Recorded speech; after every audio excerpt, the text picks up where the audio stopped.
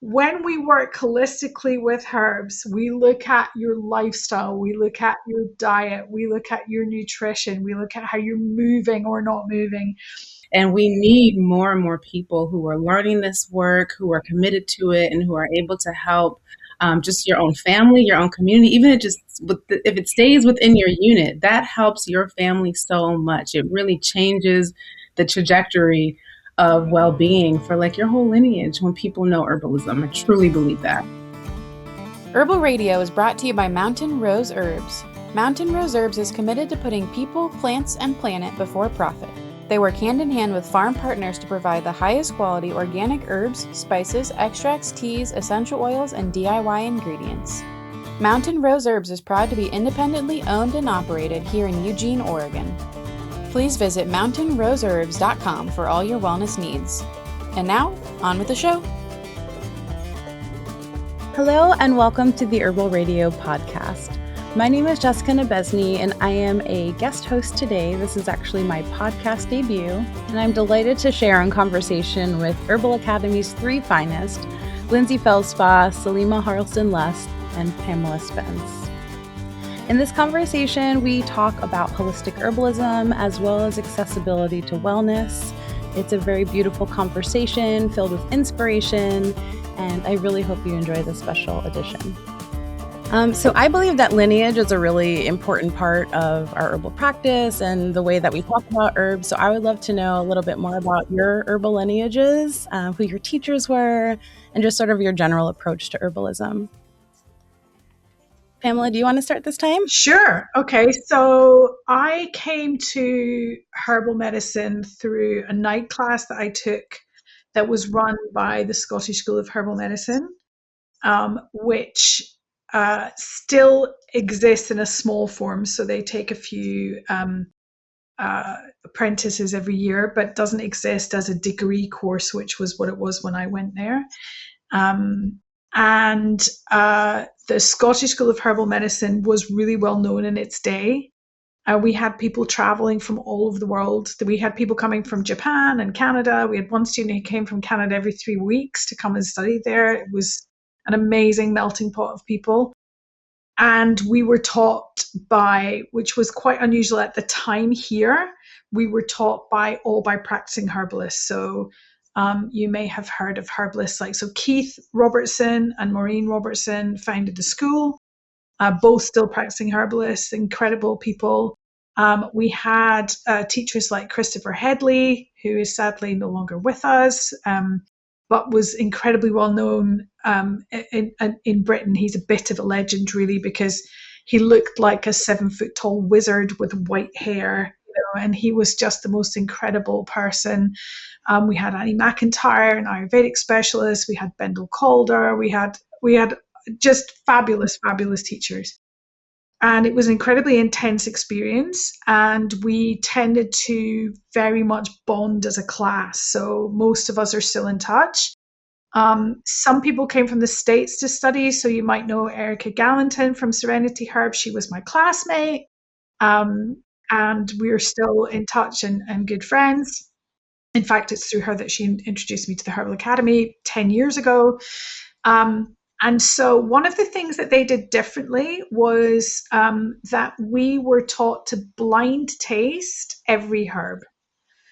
And we were the only school at the time, I think, in the UK that was doing that. And so everything in my dispensary I have ingested. Not all of it was pleasant, let me tell you. But Christopher Headley in particular would lead us in this blind tasting where we really got to sort of meet the plant in a very physical level and experience the plant before our brains kicked in with, what we thought we knew about the plant. And so that was an incredibly eye-opening experience for me. I came from the world of media. I did not grow up around plants particularly. I could tell you what a nettle was and I could pick a bramble, but that was about it, really. And a series of, strange coincidences, if you believe in coincidences, which I don't entirely, led me down this path to do this night class. And I was just absolutely hooked. I threw in my hard-won career. when I told my dad, like having studied theatre the first time around in film and television, I was then going to go back to university to study. He thought I'd finally seen sense and would do something sensible. And when I told him I was going to be studying herbal medicine, he just kind of put his head in his hands, like. But yeah, so we delved into lots of different traditions. We were taught a bit of traditional Chinese medicine by Steve Kippax, who's another well-known herbalist in the UK. We were taught the introduction to Ayurveda by Annie McIntyre. And then Christopher and Keitha Maureen were also at that point at the very early stages of looking into the Western tradition as well, so the Western European tradition, our own energetic tradition. And then we kind of went with the one that spoke to us. And I went with Ayurveda as my sort of energetic tradition. And one of the reasons for that is because I'm in Scotland. I was here till I was 12. I came back when I was sort of 17, 18. But for the middle part of that, all my secondary schooling was done in Singapore. And in Singapore, most of my friends happened to be expat Indians. And a lot of their mums introduced me to the idea of heating foods and cooling foods and Ayurveda, but I didn't know that that's what it was then. And so that was what just sat like really comfortably with me. So in my own practice then, I would say I'm a traditional Western herbalist, but because I'm not so familiar with our energetic tradition, because it is a broken tradition, and now there are lots of herbalists out there putting it back together as a live tradition, which is really exciting to me.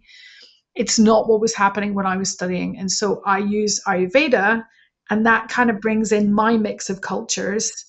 Even though I'm a white Scottish woman, there is part of me that grew up amongst the Indian diaspora in Southeast Asia. And so that's how I bring those together.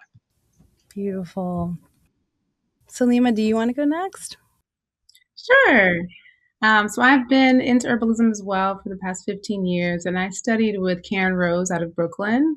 And since then, I have just continued on the journey. And I would say it's largely herbalism came to me as a way for me to reclaim my own health from challenges that seemed easy, but were challenging within our modern care system, and ended up being supported really well by herbalism, and just continued to study and to learn. And I think that what you could probably say I'm just a traditional Western herbalist, but what I've come to not new, but I think a reclamation of some of the work that I'm doing now is really trying to study more of how African Americans and those who were enslaved practiced herbalism, even though it wasn't called herbalism, but like we had our own healthcare system when we were enslaved. And I've often found and been maddened by how our stories are left out of the books.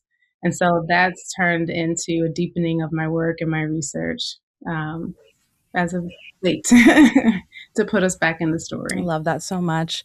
Lindsey, how about you?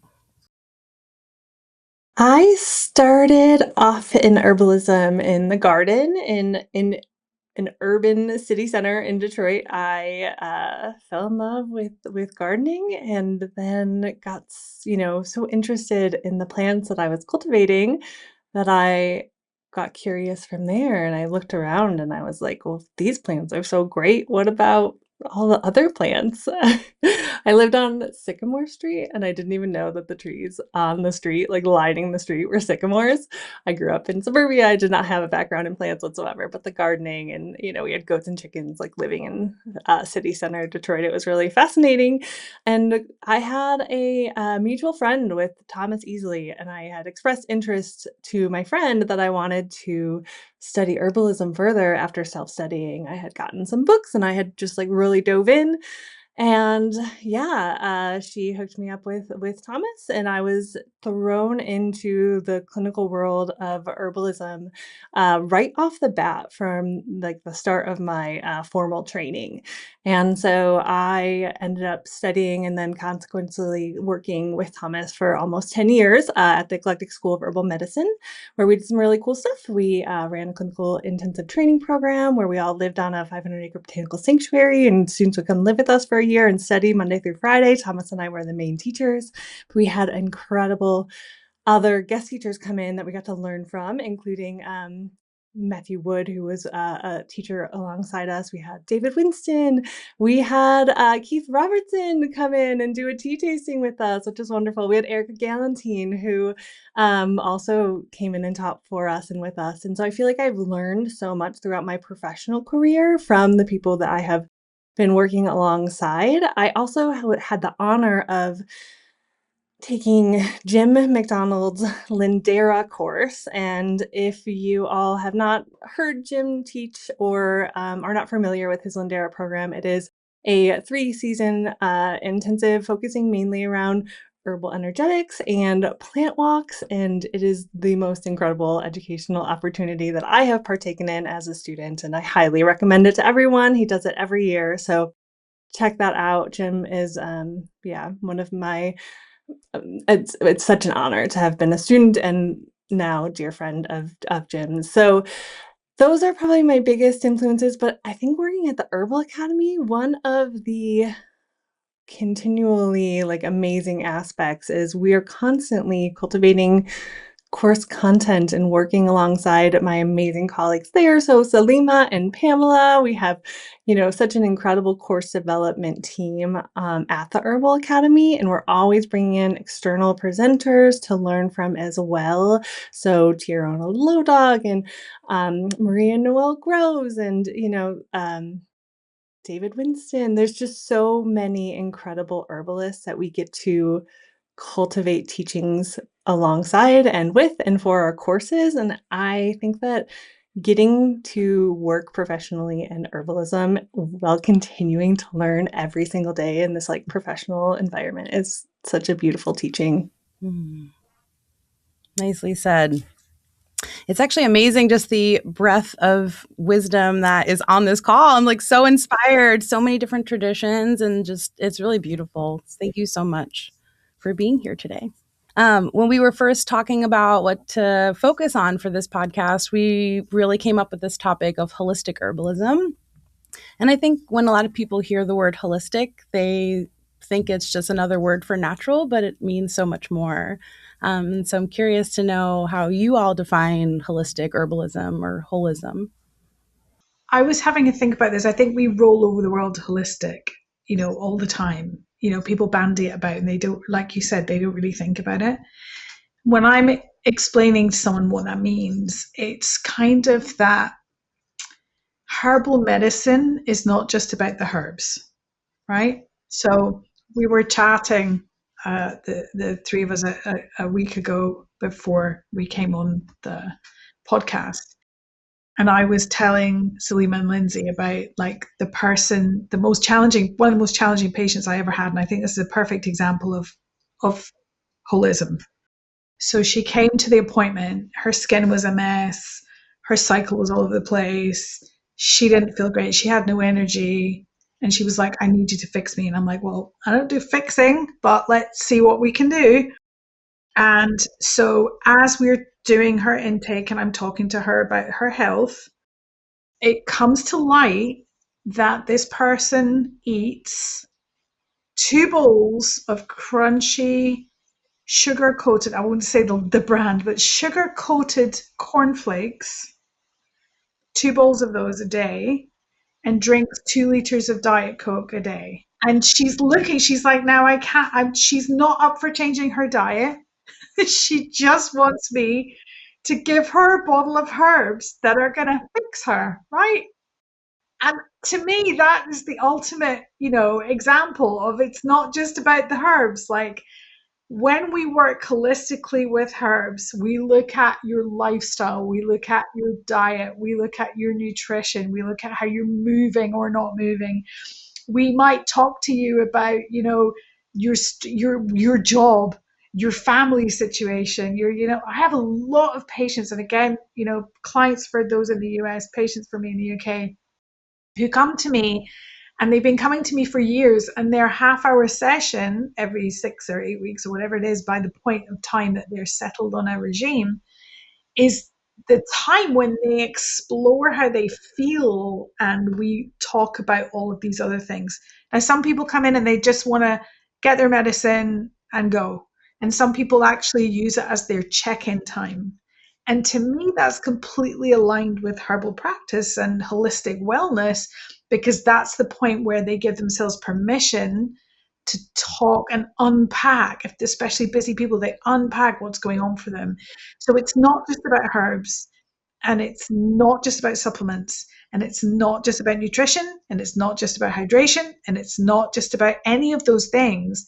It's the whole package. And what I think that a lot of people don't understand when they hear about, we would call ourselves medical herbalists in the UK, or clinical herbalists, or you'd be clinical herbalists, wouldn't you? Because you don't do the clinical herbalists in the US, or wherever you are in the world. Lots of people don't understand that we have all of those skills as well, but also that we are trying to cultivate those skills in our students. So it's about being an active listener. We're not counselors, not unless you've gone and done counseling training. And counseling doesn't necessarily go together, because you should be, just reflecting in a situation as herbalists where we're wanting to act, take action, and tell people what to do, right? But there is definitely a huge amount of skilled listening and holding space for people. And for me, that's where the practice of herbalism is holistic. The herbs, of course, are the cornerstone of that, but they're not going to solve a problem if you eat 2 bowls of crunchy nut cornflakes and drink 2 liters of Diet Coke a day, right? Right. Absolutely. That's a really great example. I learn by example. So I love when people have anecdotes and things like that, and storytelling is a really big part of how I learn herbalism. And so I really appreciate that additional story. Selima, how about you? How does holism show up in your practice? Yeah, it's very similar to what Pamela was saying. And I think the way that I explain it to my clients is that I'm looking at your life, 360 view of your entire life. And for me, what I'm trying to do is figure out what are the tension points. And that might be diet, that might be movement, that might be relational, relationships. So, I mean, my intake is 75 minutes. Sometimes it's an hour and a half. Sometimes it's 2 hours, because similar to what Pamela was saying, sometimes this is the only time in which someone is sharing everything that is going on with them. And so I know when I have the ones that are going long, that are chatty, I'm like, this is the first time you've gotten a lot of this off of your chest. And also thinking about, the responsibilities that someone might have in their life. Are they the primary caretaker of kids, of aging parents, job? Like, I'm really trying to understand, what are all of the obstacles that are contributing to why they might not feel well or might not have access to feel well. And that's also like looking systemically too at like money and where you live. I have one client who did not have transportation. We live in a city. Atlanta, Georgia is a sprawling kind of city, but it does not have very good public transportation. And she needed to take 2 buses, which are like not predictable, 2 buses just to get to a grocery store that has fresh fruits and vegetables. That's a huge obstacle. So like knowing all of the tension points and the obstacles in people's lives. And the final one really kind of being trauma, which I also do help with people, because sometimes people do all of the right things in terms of diet and movement, and they're checking all of the physical boxes, but they haven't touched the inner hurts, and that ends up being the thing that clicks. And I feel like if you've done all the physical things, you really do have the strength at this point to work on the inner wounds, and that ends up being one of the big just openers for people to feel really well. But I have to find the access point, right? Like, what is most accessible for you, for me to recommend for you to do? And of course, in addition to plants, but like knowing like, how are they going to support the plants? How are the plants going to support people physically? But how can I also get that emotional support in? Because I know that's coming around the corner too. So it really is 360 view, and I'm thinking about the obstacles and also my access, and we're just walking this journey together. And I feel like once the evidence in their lives that they can reclaim their vitality, and that these are the tools, these are the habits, these are the plants that support you, then it really is up to that person to say, well, now I know. I have evidence in my life. I know it's my choice at this point to continue. Because I'm not we're not going to work together forever. It becomes because a place of empowerment. Right. Like, you can do this. We have worked for 3 months. You can do it. Now it's in your hands. Yeah. That's beautiful. Thank you so much. And Lindsey, how about you? How does holistic medicine show up in your practice? Yeah, so in my herbal practice, I see holism and herbalism as really importantly recognizing our own places within holistic systems. We are not separate, even though we live in an individualized society where we have single riders driving in cars down freeways. There's not these connection points in a great part of our lives, unlike historical communities. And so really being able to, as a practitioner, try to see the bigger picture of the wholeness within. And that is not just as individuals, the holistic nature of our bodies and the physiological processes that are occurring, and how we can then support those with other tools like herbs or interventions that Pamela and Selima have all talked about, but really recognizing that we are a part of more, right? So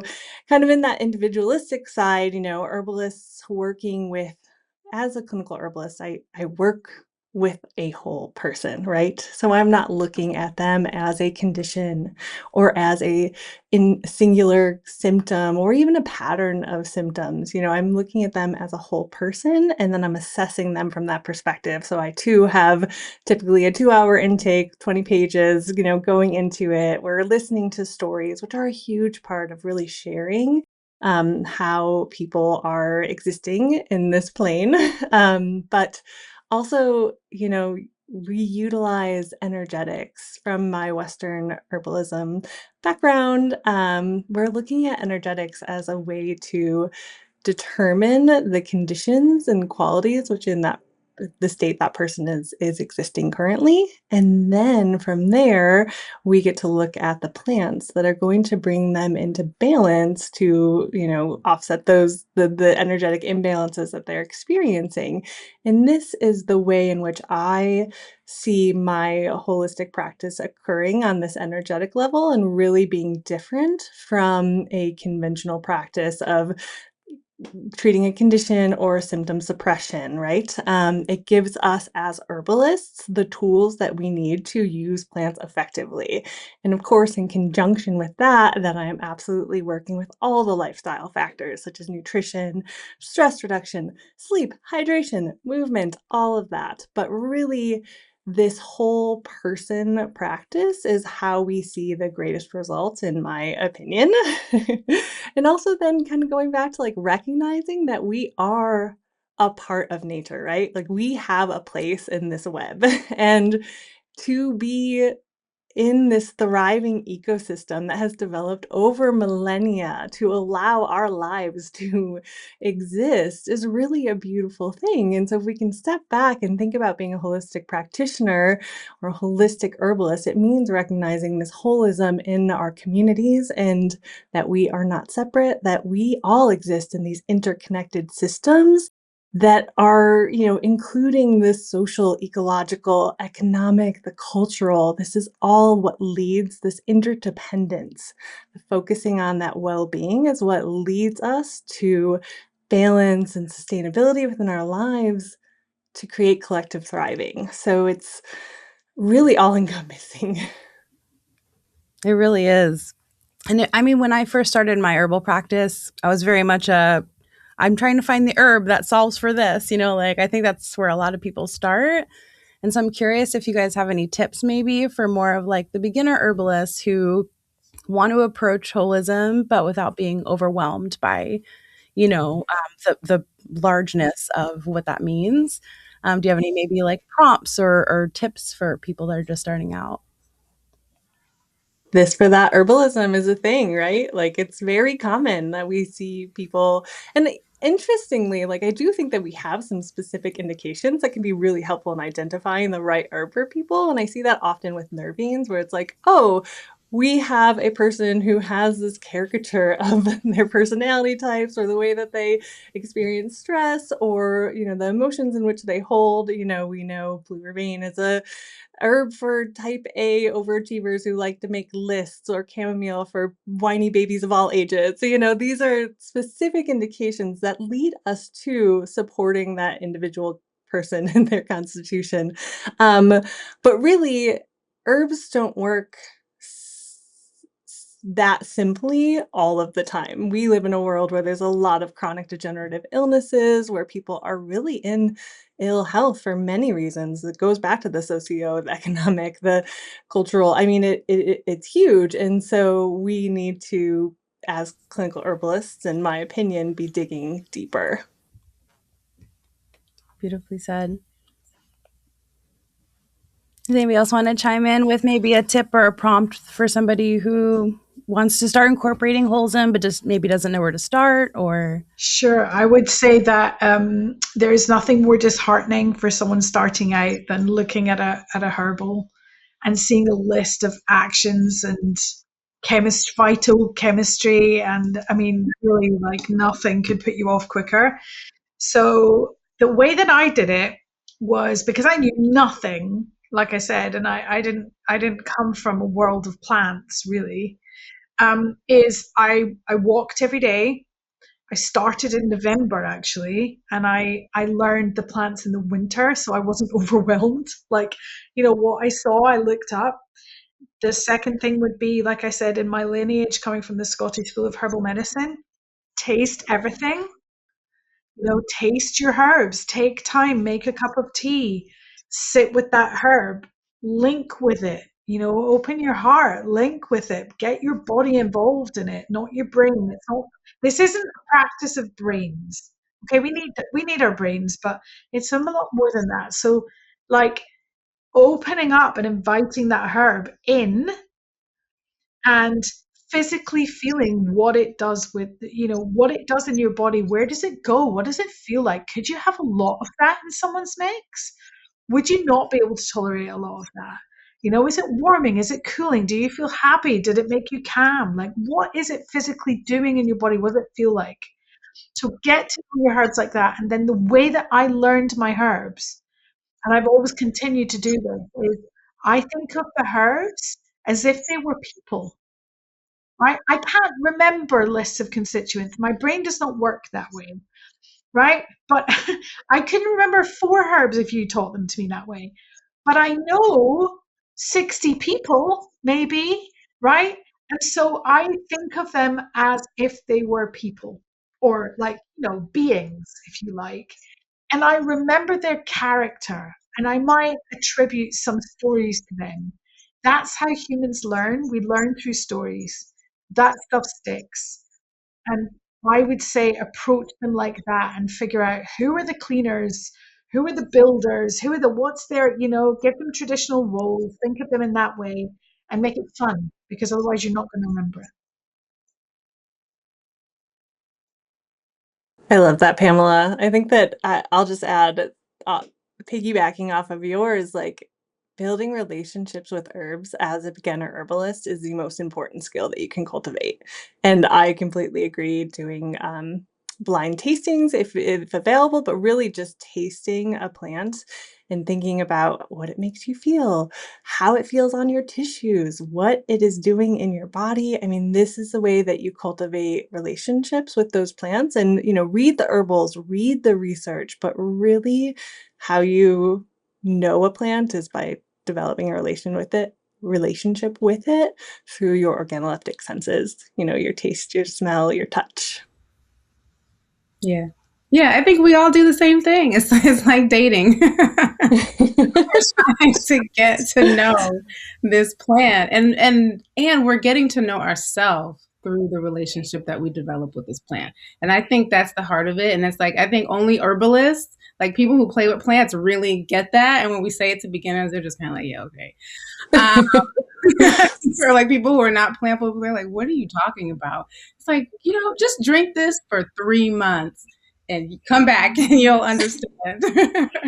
And I think I'm most overwhelmed though with people, similar to what Pamela was saying, when they are looking at the book, they're looking at the herbals and they're trying to discern which plant to use for which person when they all kind of read the same. And that's like the clue, like the signal is like, oh, you haven't worked with them yet. You haven't, like, you need to go buy that plant if it's of interest for you, and you need to go try it, and then you'll be able to understand the distinction between our nervines. There was this time early on in my studies, like literally like the first 3 weeks. So I moved to Alabama to study with Thomas, and I did a clinical apprenticeship with him. And the second weekend that I was there, we went to a conference where Matthew Wood was teaching for a weekend, and Matthew Wood was staying in the same like little lodge building that we were. And we sat at a table. There's a group of herbalists, and they were all tasting this tincture, and they were talking about it and like what it was doing to their body and how it tasted and all of these things, and like using like vernacular that did not make sense to me at all then. And I was just like, this is insane. Like, I do not understand what they are doing and like what is happening, and like this is like total wackadoo. So anyways, now obviously I am fully on the boat. Like, I'm constantly sipping and walking through the same process that they were doing at that time and cultivating the relationship with the plant that they were exploring. And, you know, it was really all energetics and physiological experience and the emotional sense as well. But like, they were developing the experience through their senses, right? And I just will never forget that feeling of just being like, what? And now knowing like this is like literally at the heart of my entire life. And we used to, so Matthew Wood actually came and did his master's at the Scottish School of Herbal Medicine. Yeah. So we used to do a summer school together, and I was just a lowly undergraduate at that point, but we did a summer school together, at all the whole school together. And at the end of it, because our processes were based on Goethean science, we did a 3-day plant study, and we all did that together. So he was there doing that. We were all doing that together. And it was gallium was our plant. And we studied gallium for 3 days. And if you are interested in this way of really, really linking with a plant, if you look up the Goethean scientific method of doing that, you know, you draw the plant as it exists in nature, and then you have your idea of the plant, and then, you know, there's a whole process that you go through for these 2 or 3 days. It's really interesting, and it really gives you a very deep connection to the plant in a way that, you know, but if all you have time to do is sit and make an infusion and drink that plant and get to know it that way, that's absolutely, but you need to have a relationship with the plant because they don't live in the books. I also think I wanted to add that I think that people rush to be further along on the path than they are. And I think some of the books kind of create that too, because you're looking at these herbs and you're like, how did this person learn all of this? And it took decades. And I think that beginners might sometimes compare themselves to the experience of elders. And it's like, really enjoy where you are and trust that you're going, if you want to see clients or if you want to help people in your family, like trust that the people who are ready for your level of support are going to be what you receive. Like, you don't have to know more than you know right now. You just have to keep staying committed to learning more and enjoy it, because it's the connections that you learn. Like, every time you even read the same 10 books, like, oh, I understand that now. And recognizing it won't always be a foreign language, like me sitting at that table 2 weeks in, and now, 15 plus years later being like, oh, okay, like you become immersed and you become steeped in it, right? But it does take time. And I love your wisdom of enjoy the journey, be in it. And like Howie Brownstein says, he says, repetition is the key to mastery. So just continuing on your path, keep trying herbs, keep having those experiences, you know, how you feel when you drink that single herb cup of tea one day might be different than another. And just like recognizing that as you evolve, so does your relationship with that plant. I think is an important aspect of that too. That's beautiful. Absolutely. Yeah.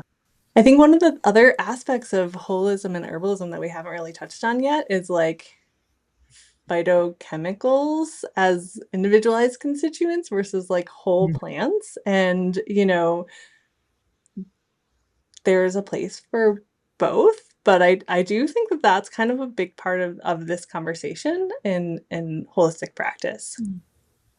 Do you have a perspective on what that might look like? Like, do you have like a different relationship with maybe extracts versus, you know, full form herb, or how does that show up for you?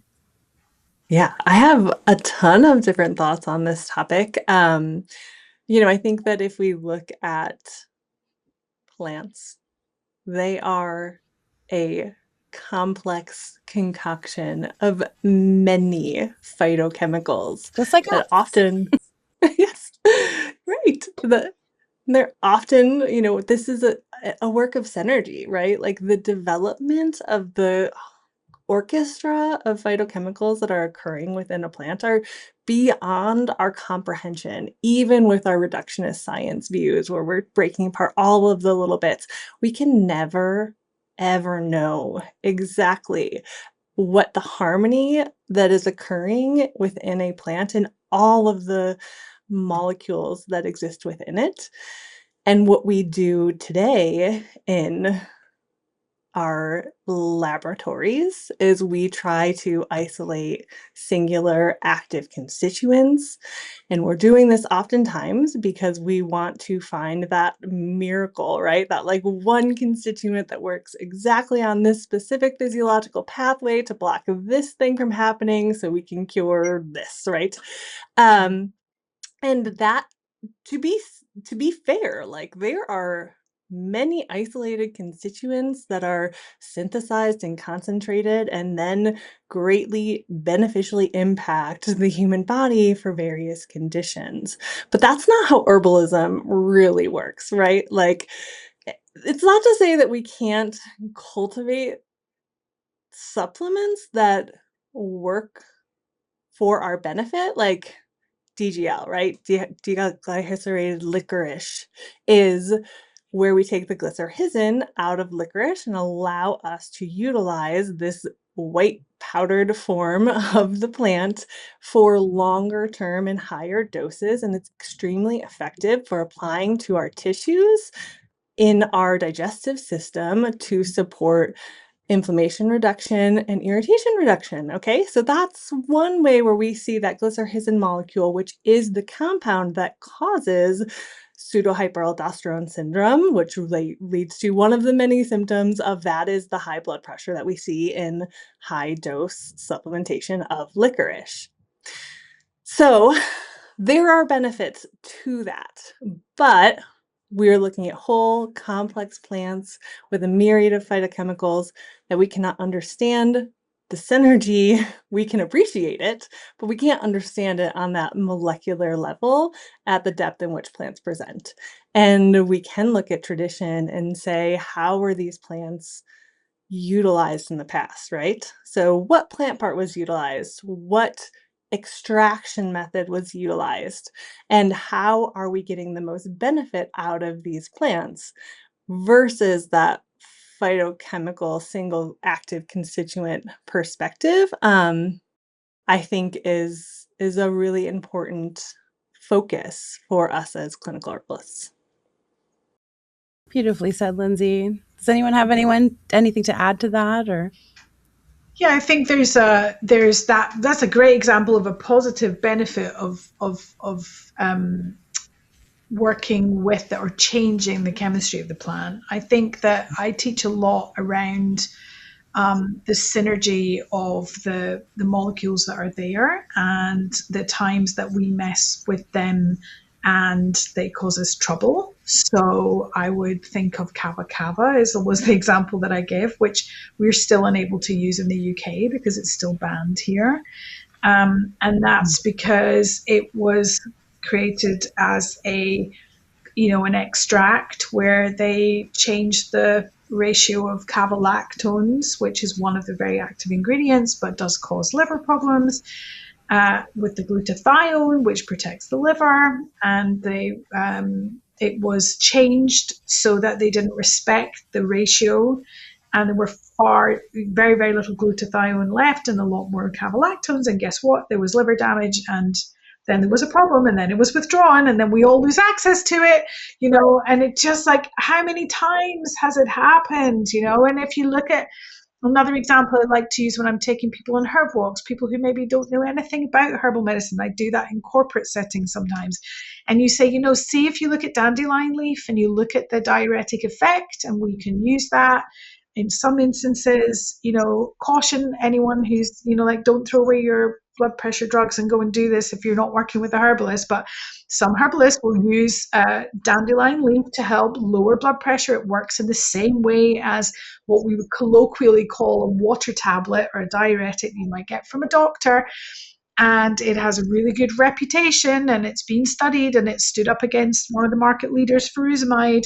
One of the problems of using a water tablet is that you end up with a deficit of potassium, which isn't great for your heart health. And one of the absolutely amazing things about dandelion leaf is that it has so much potassium in it that even by the time you've peed out all of the extra potassium, you still end up with a net gain of potassium. Now, I mean, that's just an unbelievable design, right? It's so sophisticated, and we come across situations like that time and again. So yeah, I'm really glad you brought it up, Lindsey, because I think it's a huge part of working holistically with herbs, and how working in a traditional sense as herbalists with herbs is very different from phytopharmaceuticals, or how I might look at them, or phytotherapists even, who might have moved into working more with isolated constituents.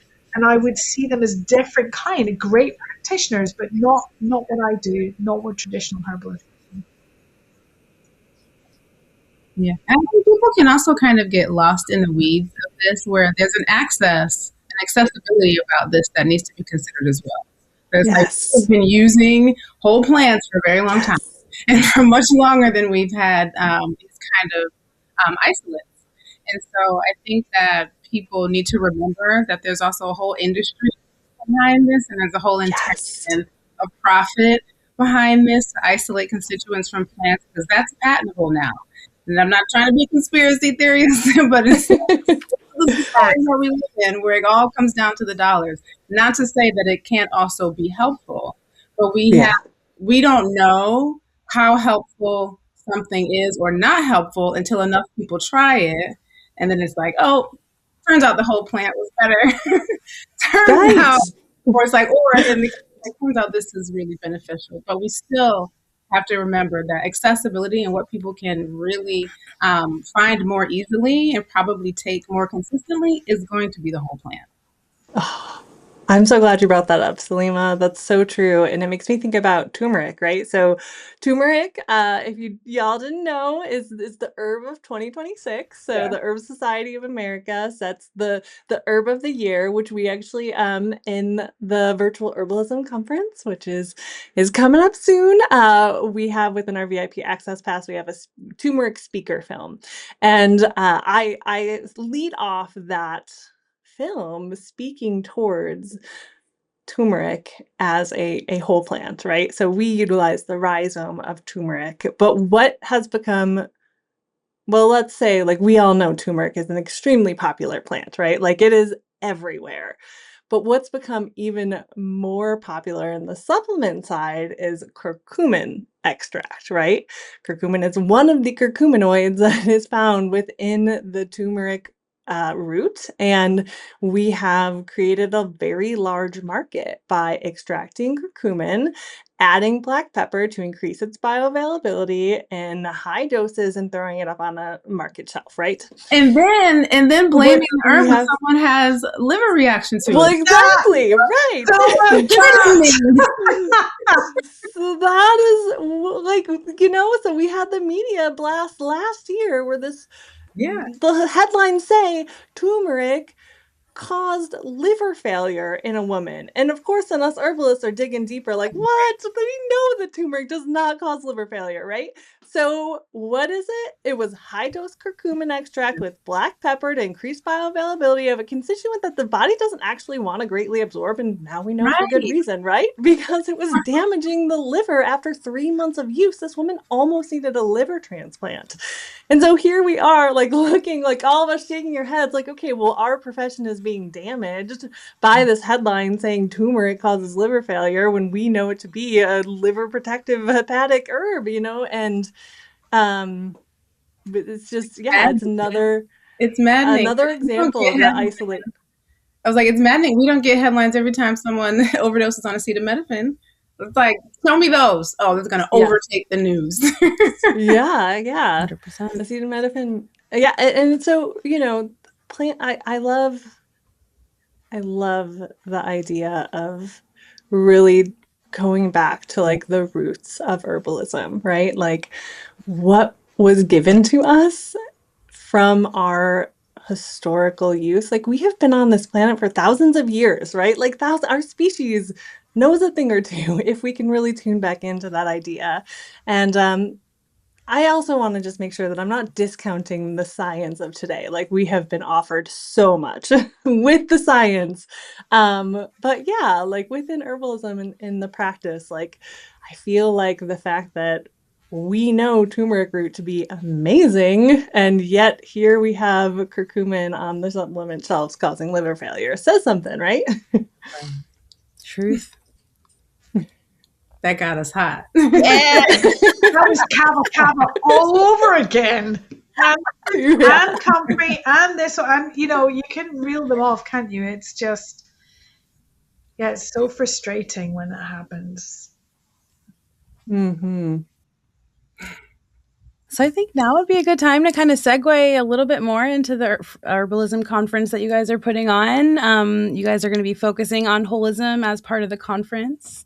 So I'd love to hear a little bit more about what you guys have in store for us this year, what might be different from last year, just learn a little bit more. Well, the 2026 Virtual Herbalism Conference is going to be amazing. I don't know if y'all got to join us last year. The inaugural conference in 2025 was just, I cannot even begin to tell you how nourishing and beautifully cultivated like this experience was. We had 80,000 plant-loving people join us last year, so we're certainly hoping for that big of a turnout again this year. We have over 30 live sessions for the 2026, and we love the live airing of these webinars because we have like this incredibly active chat experience where community connections are being created. And, our theme this year is wholeness. So we've talked a lot about like holism and herbal practice today, but it is really woven throughout this entire conference. And so Pamela and Selima, you both have your own sessions, which I would love if y'all could share what you're teaching on in the conference this year. Yeah, so my talk was on building lasting habits. And so it really is thinking about how can our herbal practices not be overwhelming, and how can we incorporate, like, I'm really big on small changes make a big impact, because I'm always thinking about those access points in people's lives to make subtle shifts. And so if we overwhelm them, then everything stops. So I think about if we can make micro changes up to the point where we're no longer negotiating on that change, then we can add the next level of change. And that just relates to the habits that we need to support our well-being and our lifestyle, in addition to different ways to bring in herbalism and herbal preparations into your daily routine. I love that. How about you, Pamela? What are you speaking on? So my session is about seasonal support for the immune system. So a lot of the work that I do is talking about seasonal living in particular and seasonal angle on things. So in my session, we're talking through all, 4 seasons, the kind of challenges our immune systems tend to face in each one. So of course it might be, we're talking about hay fever in the springtime. We might be talking about, colds and coughs and sore throats and things in the winter season. highlighting herbs and also lifestyle changes that you can make to support yourself right the way through the year. So lots of, immediately actionable takeaway tips. You can even build yourself a little notebook on what you can do to support your immune system and know what to do ahead of time, before spring, summer kicks off and the hay fever season, particularly because as the conference is going out, is actually a really good time to prep yourself if you do have seasonal allergies, so that you get on top of things before the hay fever season kicks off. That's a really good strategy. So yeah, hope sharing some tips there. Great. So I am the conference host, and obviously these two ladies are brilliant and their sessions are incredible. We have so many other amazing herbalists participating this year. I got to hang out with Asia Suler and Guido Mase and David Winston once again. We have Adriana I. Alice and Rosita Arvigo and Dr. Susan Leopold, and I could keep going, but there's just incredible herbalists sharing their wisdom from their perspectives on various topics. We will be opening up with our opening ceremony on February 15th. So I'm sure Jess will be able to get the link in the description on the site here, so y'all can join us, please, for the opening ceremony. Join us for the conference. It is 1 week of free sessions. So again, we have 30 sessions. There's 29 master classes with incredible, beautiful herbalists sharing their wisdom from this holistic place of providing herbal education for everyone out there in the audience to learn about herbalism and this path that we are all on. So please come hang out with us. I think last year, the feedback we got was incredible. And one of the things that, Lindsey, I hope you don't mind, I think it bears saying again, is it's free. It's a week of Rosemary Glad Stars that, all of these amazing. How did I forget? David Winston, people that I was like, oh my goodness, when I was studying 20 years ago, they were like my heroes and amazing peers and colleagues of ours. And it's free. And I think it blows my mind. It's like one of the most generous gifts that I've seen an organization give to the herbal community. There is a VIP pass. You can get some extra things, but so that is also possible. But actually, you get access to the entire thing free. And that to me is really important, because for people, like we were talking earlier on, if they're in a socioeconomic situation where they can't really access it, all you need is all you need is to be able to get online. And then it's all there for you. That's it. You just turn up and soak it all up. It's really good. Yes. I love that. Pamela, I'm so glad you brought up the freeness of it all, right? Like, we do have the VIP pass, which gives you lifetime access to all of the sessions. And we have incredible offerings from some of our sponsors, like Mountain Rose Herbs, who's giving some lovely extras to including, I believe, a coupon code to the to VIP members of the conference. And we have some classes that have been offered. We have ebooks, we have many other discount codes that are included, and again, you get lifetime access to all the sessions. But it is 1 week free of this conference, and I will I have to jump back to Rosemary Gladstar. The session that I did with her is called Rosemary's Top Favorite Herbs to Save the World. And I mean, do I even need to say anything more? I will say one more thing. In recording this interview with Rosemary, it was just such a delight. Obviously, she's the most delightful human on the planet. And we had this moment where we both just started giggling, like we had a giggle fit. And so I had to like go back into the interview and like edit out me and Rosemary just like uncontrollably giggling for a few minutes. Can you include that in like a little blooper section? I think we all want to actually hear. Oh my I love God. that. Yeah, I should. And it was just like, she's so incredible. So she's going to be our day 1, 9 a.m. first session, Rosemary Gladstar, Rosemary's Top Favorite Herbs to Save the World. What a brilliant way to open a conference. I've had the pleasure of interviewing Rosemary twice, once for a training thing that I did, and once on a live radio broadcast that I did a couple of years ago on UK Health Radio. We had a 6-month program, and she came on, and she's just an absolute delight. And I do believe we ended up giggling on that too, but it was live radio, so we couldn't edit it out. But what just a lovely, uplifting, open, joyous way to open a conference. I love that. I think that's brilliant that she's there first. Yeah. And then I'll also mention that every day, so the conference is February 15th through the 20th. And so for the 5 main days, we're airing 6 sessions each day. And our 1 p.m.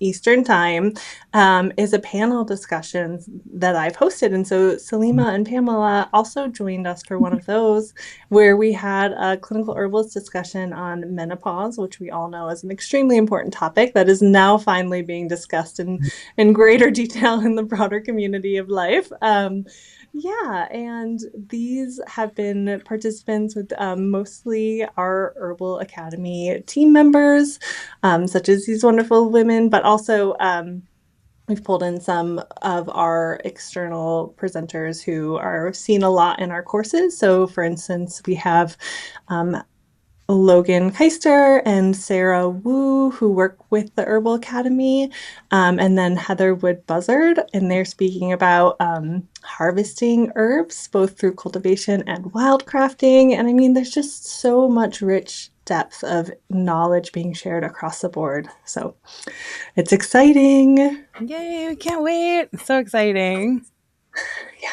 So as we're getting ready to wrap up, does anybody have any closing remarks, maybe a prompt for somebody to continue thinking on, or tidbit of information they wanted to share? Well, I definitely want to say, join us at the conference, please. This path that we're all walking of being herbalists in whatever capacity, whether you are a clinical herbalist or whether you're a cultivator working with the plants in the ground, or you're a product maker. I mean, we are all honestly, truly like so lucky to be experiencing the world through this lens, and any opportunities that we can to learn more from the plants and from each other is an opportunity I think we should take. Beautifully said. I love that. And I want to add to that, because we are extremely lucky and blessed, but we're also really rare. Like we're the weirdos who are into this. So everyone listening to this is going to be one of us too, but if you're feeling more called to this work, please answer the call. Like, look at our world and what's happening with healthcare. I know I had to little sprinkle some more politics in there, but look at what's happening in the world. We fulfill a really important gap in care, whether, in the United States, whether it's considered licensed or not, doesn't matter. It's what we do. And we need more and more people who are learning this work, who are committed to it, and who are able to help just your own family, your own community, even if it stays within your unit, that helps your family so much. It really changes the trajectory of well-being for like your whole lineage when people know herbalism. I truly believe that. I love that. Yeah. We every year at the Scottish School of Herbal Medicine, we used to all gather in the hall, and Keith Robertson used to do his big speech of the year to get everyone fired up and back into their studies. And every year he used to say, herbalists are the only ones that are going to save the world. Like, who else is going to do it? And that always stuck with me. And I would just say to anyone who's sitting out there listening to us right now, and you're at the beginning of the journey and you're going, oh my gosh, they talked about chemistry and there's some big constituent names and all the rest of it, and you're feeling overwhelmed. I was just saying, okay, look, all you need to do right now is just focus on nature, right? Nature is there for all of us. It doesn't matter where you live. You can be in a high-rise flat, okay, with no access to a piece of land. You don't need to be somewhere you access a piece of land. Everyone can see nature out of the window. We all have a window. We can all see nature. Pick something you can see. A tree is a great one. If you can see a tree from where you live, pick it, look at it, walk to your window and look at it every day. If you can physically walk up to it and get physically close to it and touch it, if you could hug it, it would be even better. But we don't need to go that far yet, right? You'll probably do it one day, but just right. We're all tree huggers, really. So like, just watch it, just engage with it. Nature will show you the next thing, right? Just observe it. You don't need to do anything else right now, but try to follow the rhythm of nature, and that will mean looking at plants. And by looking at plants, you will get to notice plants, you get to understand plants, and before you know where you are, you will know a handful of plants, and that's all you need to do to start. There's nothing more than that. So don't put yourself under pressure, but like Selima said, answer the call, because I think I would love one day to bring all the herbalists I know together and get everyone to share like their origin story of how the plants called them, because it's the thing that we all have in common. I haven't met a herbalist yet that didn't have a story about how they got pulled in by the plants, right? Yeah. Everyone on this call is nodding. Like every time I say it, it's like, oh yeah, there's a story there. I'm like, yeah, I bet there is. So just be open to it is all I would say, and try not to feel overwhelmed. And if you're just starting off and your path is moving towards herbalism, obviously you're here, you're listening, definitely do join us for the opening ceremony, because this is going to set a really helpful orientation for the week of our conference. And we also have a free gift for everyone, and it would be such a really beautiful way to dive deeper into your studies. Yeah. Beautiful. Well, thank you all so much for joining us today. You can find more information about the conference in the description below. Otherwise, we'll see you soon. Ciao. Thank you, Jessicka. Thank you.